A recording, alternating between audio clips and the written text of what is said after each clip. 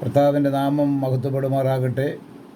വീണ്ടും ദൈവവചനവുമായി കടന്നു വരുവാൻ ഭൂമുഖത്ത് അവസരം ലഭിച്ചതിന്, ഭൂമിയുടെ മുഖത്താക്കി വച്ചിരിക്കുന്ന കർത്താവിന് നന്ദിയോടെ സ്തോത്രവും സ്തുതിയും അർപ്പിക്കുന്നു. ഇന്നത്തെ ചിന്തയ്ക്കായിട്ട് എഫേസ്യ ലേഖനം 4-ാം അധ്യായം അതിൻ്റെ 27-ാമത്തെ വാക്യത്തിൽ നാം ഇങ്ങനെ വായിക്കുന്നു: പിശാചിന് ഇടം കൊടുക്കരുത്. ഒരു ചെറിയ വേദവാക്യമാണ്, പിശാചിന് ഇടം കൊടുക്കരുത്. ഈ ഉപദേശം ആരോടാണ്? നമ്മോടാണ്. രക്ഷിക്കപ്പെട്ട, വീണ്ടെടുക്കപ്പെട്ട, വിടുവിക്കപ്പെട്ട ദൈവമക്കളായ നമ്മോട് അപ്പോസ്തലനായ പൗലോസ് ഉപദേശിക്കുകയാണ്, നമ്മുടെ ക്രിസ്തീയ ജീവിതത്തിൽ പിശാചിന് ഇടം കൊടുക്കരുത്. പിശാചിന് ഇടം കൊടുത്താൽ എന്ത് സംഭവിക്കും എന്ന് നമുക്ക് ദൈവവചനം വായിക്കുന്ന ഏതൊരു വിശ്വാസിക്കും അറിയാമെന്ന കാര്യമാണ്. ഏദൻ തോട്ടത്തിൽ ആദിമ ദമ്പതികളായ ആദാമിൻ്റെയും ഹവ്വയുടെയും അടുക്കൽ ഏദൻ തോട്ടത്തിൽ സർപ്പം പ്രവേശിച്ചിട്ട് ഹവ്വായോട് സംഭാഷണത്തിൽ ഏർപ്പെട്ടിട്ട് വാസ്തവമായി ദൈവം കൽപ്പിച്ചിട്ടുണ്ടോ എന്ന് ചോദിച്ചു. ആ ചോദ്യത്തിൽ ഹവ്വ വീണു, അഥവാ സാത്താൻ്റെ ഉപദേശം കേട്ടു, അതിന് ചെവി കൊടുത്തു. അതിൻ്റെ ഫലമായി അവർ അധംപതിച്ചു എന്നുള്ളതാണ്. പിശാചിന് ഇടം കൊടുത്തു. പിശാചിൻ്റെ വാക്കുകൾ കേൾക്കുവാൻ ഇടം കൊടുത്തതിൻ്റെ ഫലമായി, അതിൻ്റെ ഫലമായി അധംപതിക്കുകയും മാത്രമല്ല താഴ്ച ഭവിക്കുകയും ചെയ്തതായിട്ട് ഉൽപ്പത്തി പുസ്തകത്തിൽ നാം വായിക്കുന്നു. മാത്രമല്ല, ആ ഏദനാകുന്ന അതിമനോഹരമായ തോട്ടത്തിൽ നിന്ന് വളരെ വേദനയോടെ, നിരാശയോടെ പുറത്തു പോകേണ്ടതായിട്ടും വന്നു. അങ്ങനെ ശാപഗ്രസ്തരായി പുറത്തുപോയ ചരിത്രം നമുക്ക് തിരുവചനത്തിൽ കാണാൻ കഴിയും. എന്തുകൊണ്ടെന്ന് ചോദിച്ചാൽ പിശാചിന് ഇടം കൊടുത്തു എന്നുള്ള ഒറ്റ കാരണമാണ്. ഇത് നമുക്കും വലിയ ബുദ്ധിപദേശത്തിനായിട്ട് പരിശുദ്ധാത്മ എഴുതി വച്ചിരിക്കുകയാണ്. അതെ, പിശാചിന് ഇടം കൊടുക്കരുത്. ക്രിസ്തീയ ജീവിതത്തിൽ നമ്മളെ കർത്താവിൽ നിന്ന് അകറ്റിക്കളയുവാൻ, അനുഗ്രഹപൂർണതയിലേക്ക് എത്താതിരിപ്പാൻ, നമ്മുടെ പ്രത്യാശ നഷ്ടപ്പെടുത്തി നിരാശയിലേക്ക് തള്ളിവിട്ടുകൊണ്ട് കർത്താവിന് പ്രയോജനകരമായ ജീവിതം നയിപ്പാൻ ഇടവരാതിരിക്കേണ്ടതിന് സാത്താൻ ഒരുക്കുന്ന, ശത്രു ഒരുക്കുന്ന ഗണിയിൽ നാം വീണു പോകരുത്.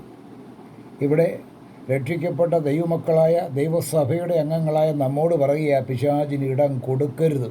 അരുത് എന്ന് പറഞ്ഞാൽ അതെ, നാം അത് സൂക്ഷിക്കേണ്ടത് തന്നെ ആവശ്യമാണ്.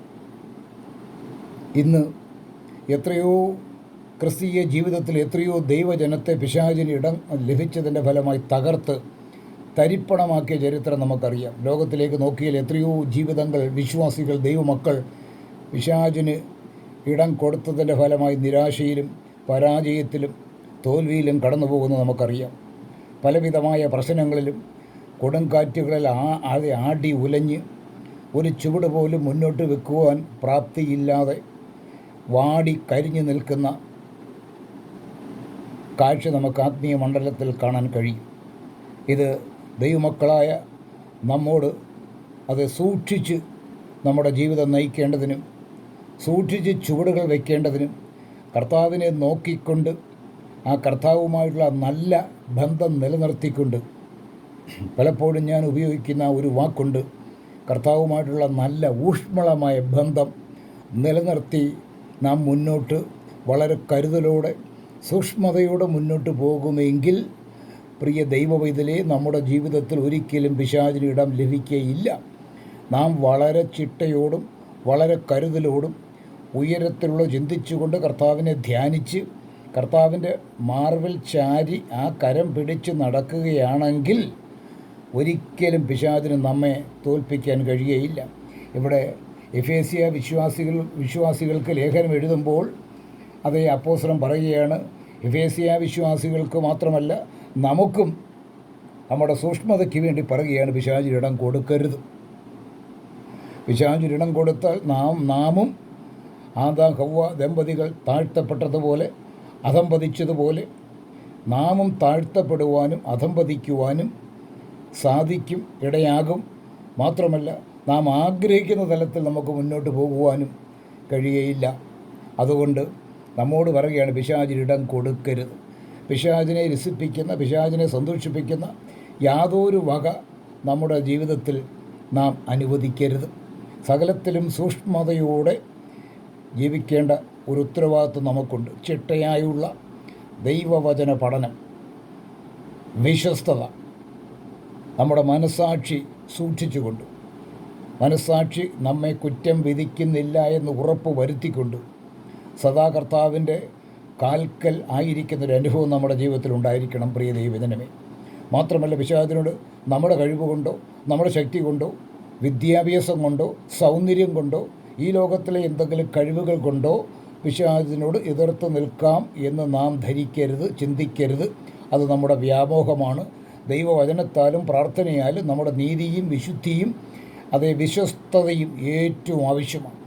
അങ്ങനെ ഉണ്ടാകണമെങ്കിൽ നാം ദിനംതോറും ദൈവവചനത്തിൻ്റെ മുമ്പിൽ ഇരിക്കുവാനും ദൈവവചനം ചിട്ടയായി പഠിക്കുവാനും ആ ദൈവവചനത്തിന് ഒത്തവണ്ണം നമ്മുടെ ജീവിതത്തെ ക്രമീകരിക്കേണ്ടതും വളരെ ആവശ്യമാണ്. നമ്മുടെ ജീവിതത്തിൽ വളരെ സൂക്ഷ്മത നമുക്ക് ആവശ്യമാണ്. നമ്മുടെ ജീവിതത്തിൽ ഒരിക്കലും പിശാചിന് ഇടം കൊടുക്കാതെ സൂക്ഷിക്കേണ്ടത് നമ്മുടെ കടമയാണ്, കർത്തവ്യമാണ്. യെശയ്യാ പ്രവചനം 55-ാം അധ്യായത്തിൻ്റെ 2-ാം വാക്യത്തിൻ്റെ ഒടുവിൽ ഇങ്ങനെ വായിക്കുന്നുണ്ട്: എൻ്റെ വാക്ക് ശ്രദ്ധിച്ച് കേട്ട് നന്മ അനുഭവിപ്പിൻ. നോക്കണം പ്രിയ ദൈവജനമേ, നമ്മോട് കർത്താവ് പറയാം, എൻ്റെ വാക്ക് ശ്രദ്ധിച്ച് കേട്ട് നന്മ അനുഭവിപ്പിൻ. നമ്മുടെ ഇഹലോക ജീവിതത്തിൽ നമുക്കൊരേ ഒരു ജീവിതമേ ഉള്ളൂ. അത് തല്ലിത്തകർന്ന് തരിപ്പണമായ, സ്വസ്ഥതയില്ലാതെ, സമാധാനമില്ലാതെ, എങ്ങോട്ട് തിരിയുമെന്നറിയാതെ, ചുവടുകൾ എങ്ങനെ വയ്ക്കുമെന്നറിയാതെ അതേ നിൽക്കുന്ന ഒരു സാഹചര്യത്തിലല്ല പിന്നെയോ സദാ ഒരു അനുഗ്രഹീതമായ ജീവിതം നയിക്കണമെങ്കിൽ കർത്താവിൻ്റെ വാക്കിന് നാം ശ്രദ്ധയോടെ ചെവി കൊടുക്കേണ്ടത് വളരെ ആവശ്യമാണ്. കർത്താവിൻ്റെ വചനത്തെ നിസ്സാരമായി കാണാതെ, അതേ പരിശുദ്ധാത്മാവിനെ ദുഃഖിപ്പിക്കാതെ ദൈവഹിതത്തിനൊത്തവണ്ണം നാം ജീവിച്ചു മുന്നേറുമെങ്കിൽ, ചുവടുകളെ വയ്ക്കുമെങ്കിൽ, സഹായിപ്പാൻ, താങ്ങുവാൻ പ്രിയ ദൈവജനമേ നമുക്ക് കരുത്തുള്ളൊരു കരമുണ്ട്. അത് മറ്റാരുടെയും കരമല്ല.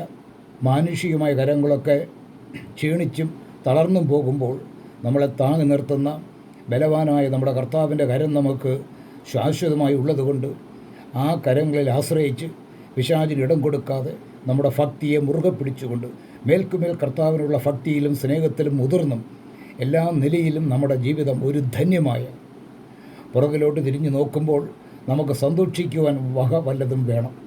നമ്മുടെ ജീവിതം പുറകിലോട്ട് തിരിഞ്ഞു നോക്കി നിരാശപ്പെട്ട് ജാള്യത, നിരാശയുണ്ടാകുന്ന തരത്തിൽ നമ്മുടെ ജീവിതമായിരിക്കരുത്.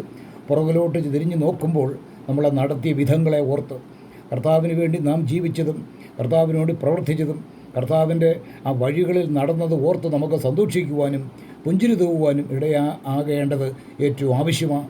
അതുകൊണ്ട് യെശയ്യാ പ്രവചനം പറഞ്ഞതുപോലെ, എൻ്റെ വാക്ക് ശ്രദ്ധിച്ചു കേട്ട് നന്മ അനുഭവിപ്പിൻ എന്ന വചനപ്രകാരം കർത്താവിൻ്റെ വാക്ക് പൂർണ്ണമായി കേട്ടും ജാഗ്രതയോടെ ചുവടുകൾ വെച്ചും കർത്താവിനെ സേവിച്ചും സ്നേഹിച്ചും ഓരോ ദിവസവും അതേ പിശാചിന് ഇടം കൊടുക്കാതെ ഭക്തിയുള്ള ചിട്ടയുള്ള ജീവിതം നയിപ്പാൻ നമ്മുടെ കർത്താവ്, വലിയവനായ കർത്താവ് ധാരാളമായി കൃപ മഞ്ഞുപോലെ മാരിപോലെ നമ്മുടെ മേൽ ചൊരിയുമാറാകട്ടെ.